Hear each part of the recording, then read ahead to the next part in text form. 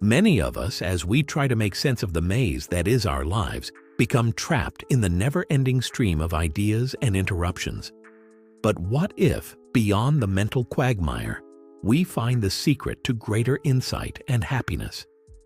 This investigation will focus on the two sides of consciousness, the one limited by ideas and identities, and the one that goes beyond them. By working together, we will discover how to tap into our hidden, more profound selves and gain insight and wisdom. Is the prospect of a more genuine identity and a stronger bond with the cosmos something you're prepared to explore? Consider a serene moment of stillness, a meditator sitting quietly attending to their breath. Distractions disappear, and a profound calmness of mind washes over the individual in this meditative state.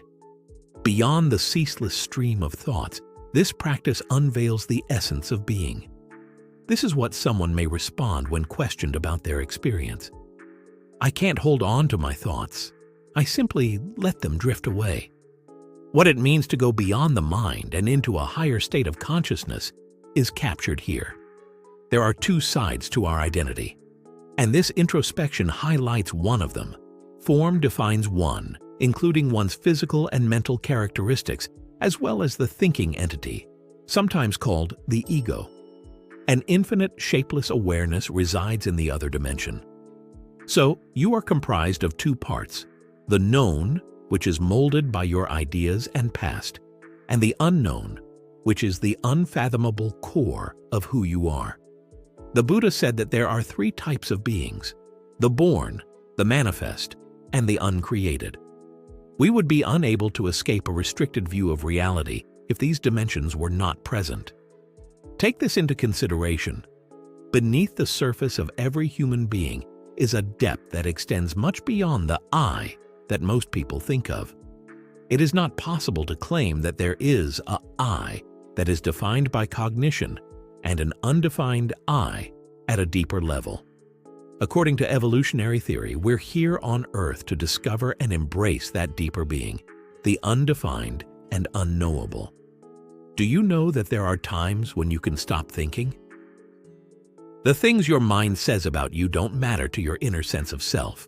You can't discover a more tangible and immediate I by analyzing your ideas all the time.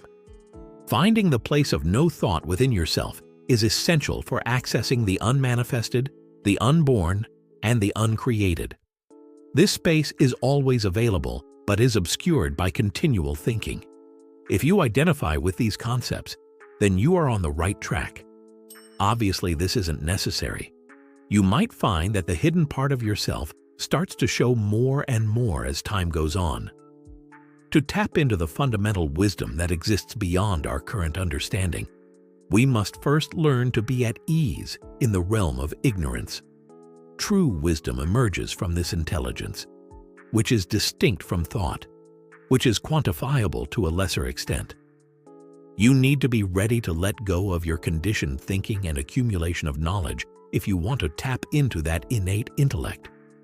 You risk becoming trapped in a myopic view that kills your imagination and, in the end, your insight if you don't let go of this dependency. In the absence of knowledge, even a highly developed mind can cause harm on an individual and societal level. Think about it. A civilization that has advanced economically and socially may wreak devastation on everyone around it.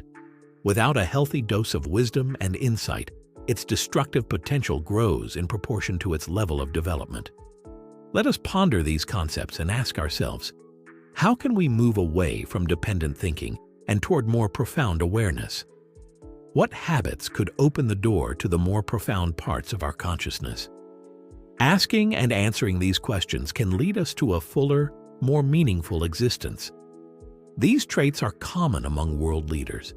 Even if they have degrees and are smart by traditional standards, their behavior often betrays a shocking lack of insight.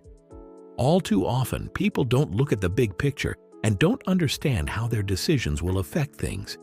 Their actions and words frequently fail to align with the world of genuine wisdom. You don't have to name names. Just think of any politician, especially one from the last 20 years, who represents this chasm. It's mind-blowing. Moreover, there is the advanced industry that manufactures terrible weapons of mass devastation. Because creating an atomic bomb necessitates a great deal of skill, the people responsible for its design and production must be very intelligent. Still, we need to consider, how can we use knowledge for good rather than evil? Guidance from a higher power is necessary for the development of wisdom and intelligence. To be expressed, this more fundamental part needs to be able to do it via the human mind. If you want to go to that spot, to that part of yourself, you have to let go of the unconscious assumption that you have to think all the time to get through life. Things could get out of hand if you don't. The need to generate snap judgments and views about the world around us is strong, and we frequently feel the need to do so quickly. For example, in the classroom, people who can answer questions the quickest are frequently praised and rewarded. However, some people might need additional time to think about a subject before answering. Since they haven't completely processed the question, they might as well not even raise their hands. Example: when Einstein was 4 years old, his parents were concerned that he may have a mental disability because he was sluggish to understand complex ideas. This should act as a cautionary tale to muster the guts to venture into that mysterious interior. Where is this mysterious location supposed to be located? Refraining from jumping to conclusions about the world, situations, people, or anything else that comes up is what it means to practice this skill. Seeing clearly, metaphorically, and literally means paying attention to the here and now. Feeling the intelligence inherent strength of your attention is a part of it. Imagine it as a beam of light that illuminates anything or everybody, bringing out their essential nature. Through this technique, you can access a power within yourself that is not based on ego, but on a deeper connection to a greater force. Focusing intently on a single task at a time, free of mental distractions, allows this power to flow into the here and now. Whether it's a person, a circumstance, or something else entirely, all you have to do is watch.